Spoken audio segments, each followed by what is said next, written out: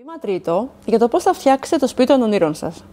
Στο βίντεο αυτό, η Modata Home θα σας βοηθήσει να επιλέξετε, να ορίσετε και να δημιουργήσετε τη χρωματική παλέτα που καθορίζει καλύτερα το στυλ και την προσωπικότητά σας.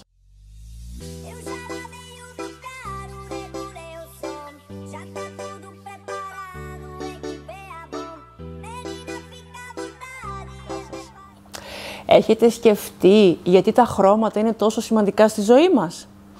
Είναι επειδή το χρώμα είναι μια μορφή μη λεκτικής επικοινωνίας που μπορεί να επηρεάζει ριζικά τη διάθεση και τα συναισθήματά μας και ίσως να βοηθήσει στο συνολικό επίπεδο άνεσης του χώρου.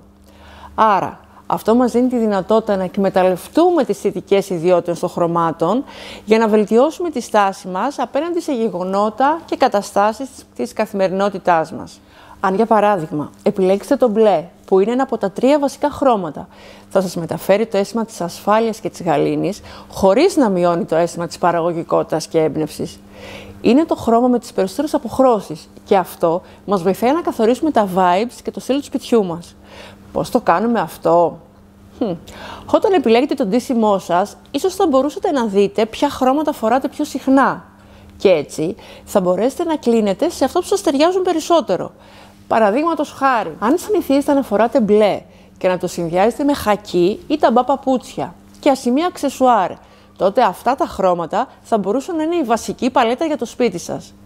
Μπορείτε να μεταφέρετε αυτή την παλέτα στο σαλόνι σας με μπλε τείχους, χακί ή ταμπά χρώμα στα έπιπλα και στα μαξιλάρια και ασημεί ή χρυσές λεπτομέρειες όπως χαλιά, ένα τραπεζάκι και κυροπήγια.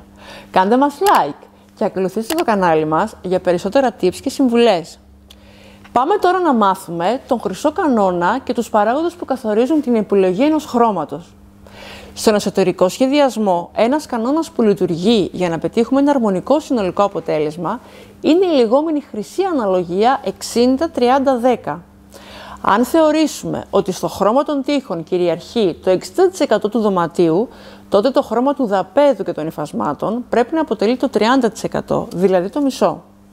Και τέλος, τα διακοσμητικά αντικείμενα θα πρέπει να καταλαμβάνουν το 10%. Συνεχίζουμε με τους παράγοντες. Νούμερο 1. Νούμερο 1 λοιπόν είναι ο φωτισμός του χώρου. Τι είδους φωτισμός υπάρχει στο χώρο? Υπάρχουν μεγάλα ανοίγματα, όπως παράθυρα που μπαίνει φυσικό φως? Τι χρησιμοποιείτε? Σποτ, κρυφό φωτισμό ή πολλαπλές λάμπες? Νούμερο 2. Το πάτωμα, τα παράθυρα και οι πόρτες. Το πάτωμα του χώρου σας είναι η δεύτερη μεγαλύτερη επιφάνεια του δωματίου μετά από τους τοίχους και κατά κάποιο τρόπο θα καθορίσει τις χρωματικές επιλογές. Γράψτε μας στα σχόλια. Έχετε στο χώρο σας ένα ξύλινο πάτωμα ή στο δάπεδο υπάρχουν πλακάκια? Η χρωματική παλέτα που θα επιλέξετε πρέπει να συμπεριλαμβάνει και το χρώμα του πατώματος για ένα ταιριαστό αποτέλεσμα. Τέλος, νούμερο 3 είναι η χρήση του χώρου.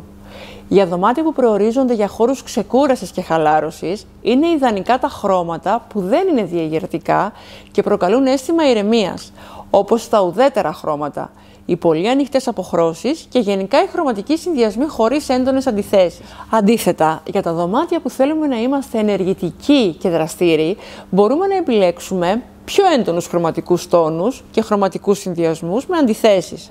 Γενικά, πιστεύω η ενασχόλησή μας με τα χρώματα δεν έχει κανόνες.